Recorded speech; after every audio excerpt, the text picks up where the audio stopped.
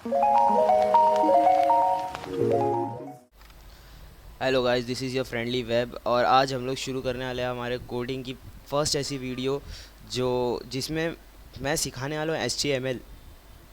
HTML एक बहुत basic सी coding language है जो कि समझने आपको आसानी से आ जाएगी।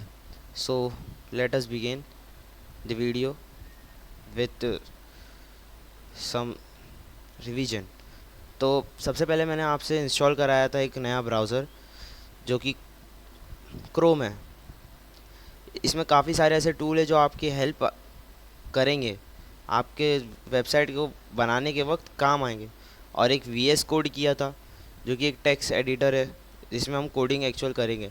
ये इंस्टॉल करते वक्त मैंने आपको कुछ चीज़ें बताया था, जैसे कि वो दो चीज़ ठीक करना, वो कहाँ काम आएगा मैं अभी बता रहा हूँ। देखिए, सबसे पहले मैंने एक फ़ोल्डर बनाया था कोडिंग करके, और उसमें एक अपनी फिर से एक और फोल्डर बनाया इस नाम की वीडियो नंबर 1।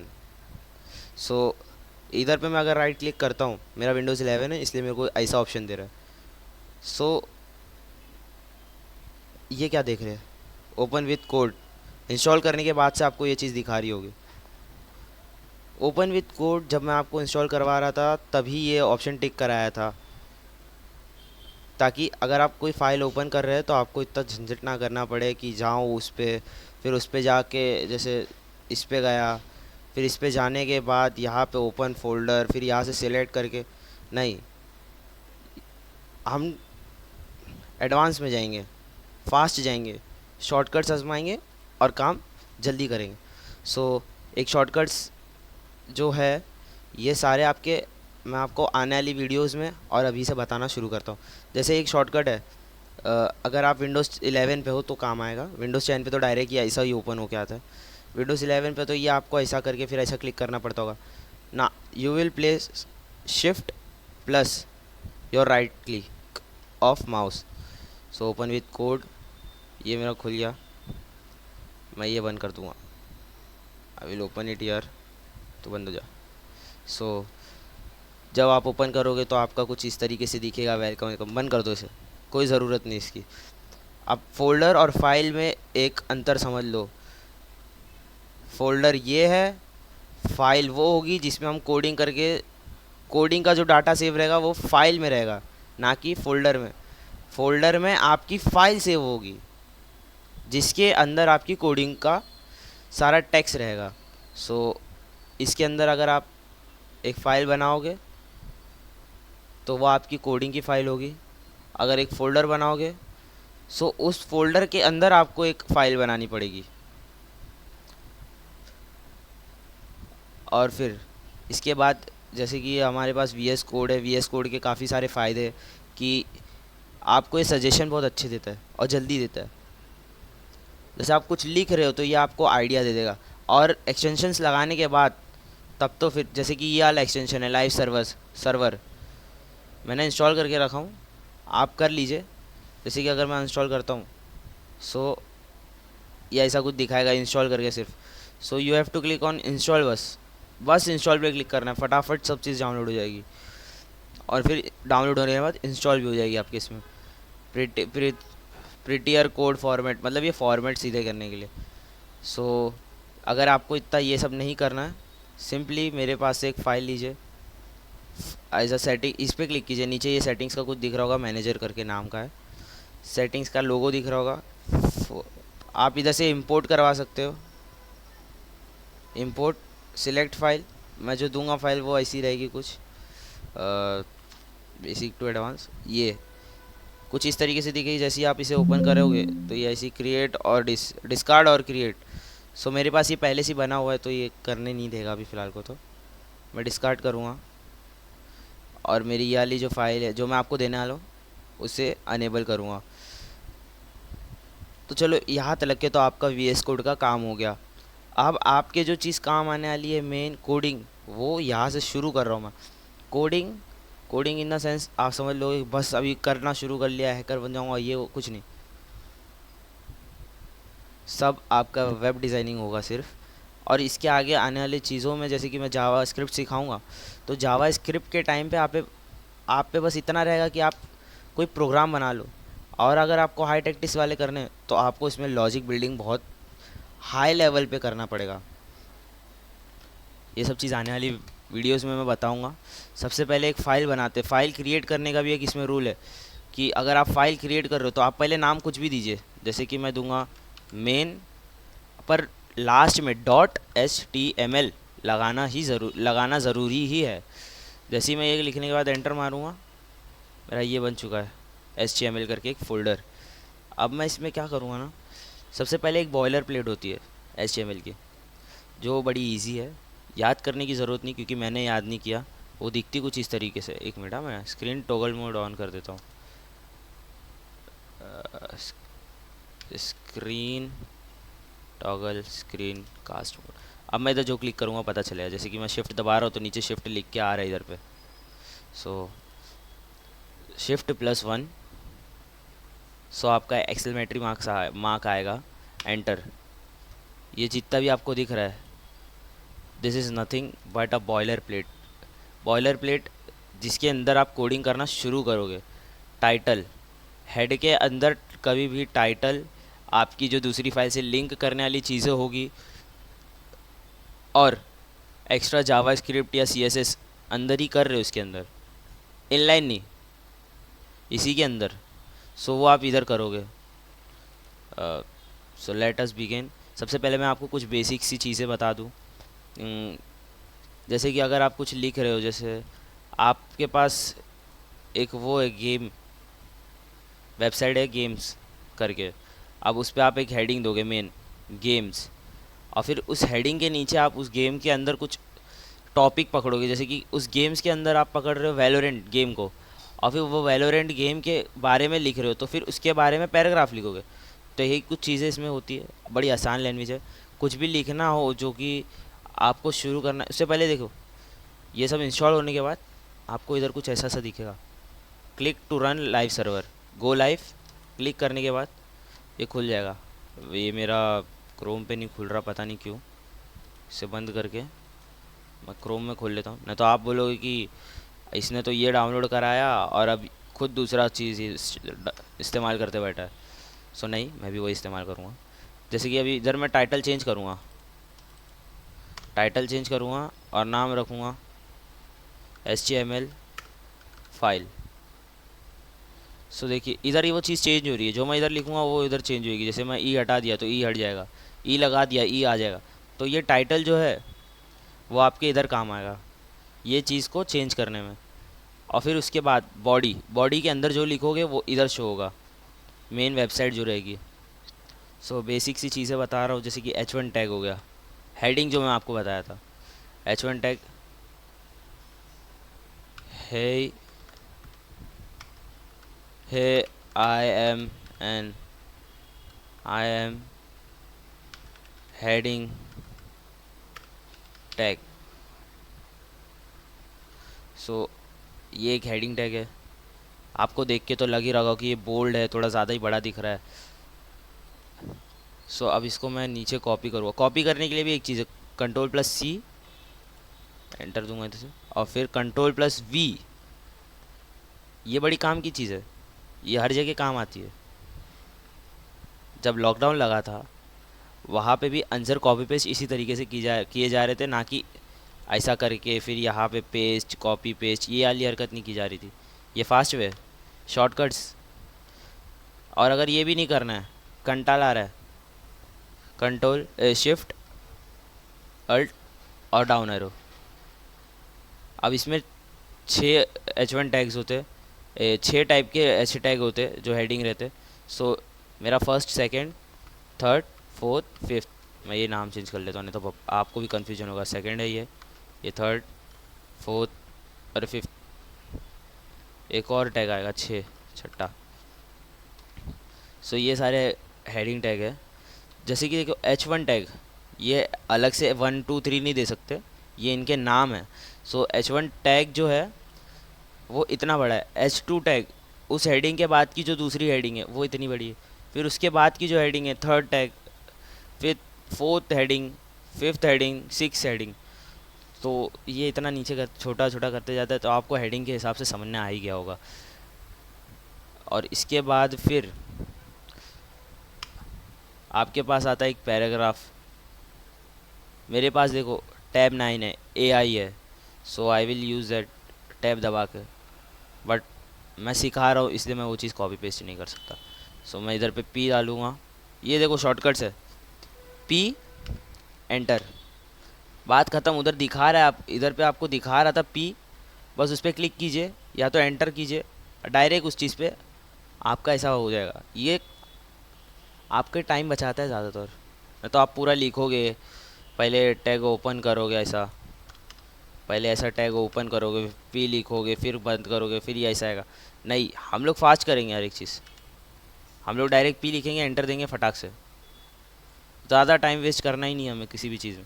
सो ये पैराग्राफ टैग है, this this is an para tag. So ये पैरा टैग है। अब आप बोलोगे कि ये तो थर्ड या फोर्थ वाले से मिलता जुलता लग रहा है। हाँ मिलता जुलता लग रहा है, पर ये पैराग्राफ पैराग्राफ है, हेडिंग बोल्ड है थोड़ी, पैराग्राफ बोल्ड नहीं है। अब आप बोलोगे हेडिंग में ये वो, अब CSS सीखोगे तो बोलोगे ये तो गलत बताया था। नहीं, CSS अप्लाई करके किया जा सकता है, P को भी फॉन्ट वेट बढ़ा के और साइज़ बढ़ा के, बट वो हमें करना नहीं है ना। हम कब करेंगे, जब हमें ज़रूरत पड़ेगी। बट अगर आप ये जो ब्राउज़र है उसे बताना चाहोगे कि भाई ये H1 टैग है, तो वो ये देखेगा कि हाँ भाई ये H1 टैग है, ये हेडिंग है, उसे ये पता चलेगा कि ये हेडिंग है, लिखा हुआ नहीं, लिखा हुआ कुछ नहीं पड़ेगा। वो ये देखेगा कि ये हेडिंग है। फिर उसके बाद P टैग, तो वो बोलेगा ये पैराग्राफ है, उसे ये समझना है ये हेडिंग और ये पैराग्राफ है। अगर कुछ ऊपर नीचे भी होता है तो मैं इसको कैसे हैंडल करके बताऊँ। सो ये H1 और P टैग का काम है। अब P टैग से रिलेटेड ही है डिव। डिव के अंदर आप कुछ भी लिख दो, दिस इज़ डिव। सो अब बोलो P टैग और डिव, P के नीचे अगर मैं फिर से P लिखूँ ना, शिफ्ट और डाउन किया रो, सो वो कुछ इस तरीके से दिखाएगा। ये बीच में गैप आ रहा है, बट अगर मैं इसे नीचे लिखूँ ना तो ये गैप नहीं आएगा। सो ये पैराग्राफ और डिव में थोड़ा बहुत फ़र्क है, एकदम थोड़ा सा 19-20 का फ़र्क है। और हाँ, और स्पैन भी आता है, this is N span. Span tag ऐसे इस्तेमाल करते हैं। स्पैन टैग ऐसा टैग है जिसके अगर आप इसके आगे मैं कुछ लिख रहा हूँ, जैसे कि एक और पैराग्राफ टैग लगा के लिख रहा हूँ, हे अगेन, सो ये अलग से नीचे आ रहा है। बट ये अगर मैं नीचे करूँ ना, जैसे कि मैं इसको उठाया इधर लिखा, Ctrl+X इज टू कट, वो काटने के लिए, दिस इज़ एन स्पैन। अब ये P है, P को मैं अगर स्पैन करूँ, स्पैन स्पैन, सो ये देखिए इधर पे आ जाएगा, ठीक आजू बाजू। अब आप बोलोगे कि ये क्या हो रहा है, ये जब CSS अप्लाई करेंगे हम तो मैं इसे और डिटेल में समझाऊंगा। अगर अभी भी आपको समझना है तो रेफरेंस के लिए CSS समझने तो नहीं आएगी आपको फ़िलहाल को। स्टाइल, स्टाइल को एंड अप, टैग क्लोज किया, फिर यहाँ पे मैं H1 टैग लिखूँगा। इसको क्या हो गया, हाँ ये है। जैसे H1 टैग, अगर मैं खाली H1 टैग की बात करूँ, क्योंकि ये 3-4 चीज़, इतनी चीज़ें सब सिमिलर है, इसको टैग करूँ और इसको बैकग्राउंड कलर जो है मैं वो बोलूँ चेंज कर दे, उसका एक्वा कर दो, सो ये इसका एक्वा कर देगा। अब आप बोलोगे इसमें क्या फ़र्क पता चल रहा है और इसमें क्या। सो ये देखो, अब मैं स्पैन में देता हूँ, स्पैन एंटर, स्पैन में बैकग्राउंड कलर दूँ मैं, बैकग्राउंड कलर ब्राउन, ब्राउन देते। सो ये देखो स्पैन में मतलब ये इतनी सी जगह घसीट रहा है और ये इतनी घसीट रहा है। ये जो इतनी ज़्यादा लाइन घसीट रहा है उसे ब्लॉक एलिमेंट कहते हैं। ये सारे एलिमेंट जो है वो ब्लॉक एलिमेंट है। और ये भी, और ये जो स्पैन है ये इनलाइन एलिमेंट है। इनलाइन और ब्लॉक में बहुत फ़र्क होता है। ब्लॉक एलिमेंट पूरी जगह घेरते हैं, मतलब जितना लिखा हुआ है वो उतनी तो जगह घेरेंगे, उसके आगे जो बचा कुचा स्पेस है वो भी घेर लेंगे। बट स्पैन में ऐसा नहीं है, स्पैन जितना लिखा हुआ है उतनी ही जगह लेगा। So this was the difference between heading, paragraph, div और स्पैन। पैराग्राफ, हेडिंग और डिव जो है वो ब्लॉक एलिमेंट है, और जो स्पैन है वो इनलाइन एलिमेंट है। आपको इसका फ़र्क समझ में आया होगा, डेफिनेटली आ जाना चाहिए अभी तक के। और नहीं समझ में आ रहा तो मुझे कमेंट में बोलिए कि भाई नहीं समझ में आ रहा, एक और टाइम समझा दो। सच्ची में मैं फिर से एक और वीडियो बना दूंगा इसी टॉपिक पे, A to Z फिर से बताऊंगा, वो भी थोड़ा क्लियरली, अगर नहीं समझ में आया हो तो। और क्या समझने नहीं आया वो भी बता देना साथ में, ताकि मेरी थोड़ी हेल्प हो जाए। सो ये रिक्वेस्टिंग थी मेरी। इसके बाद ये तो बेसिक से टैग है जो कि आपको सीखना ही है, ये काम आने वाले हैं ज़्यादातर। अब जैसे कि मेरे को ये हेडिंग जो है, मैं चाहता हूँ कि ये हेडिंग को हाईलाइट करे, मार्क करे, मार्क।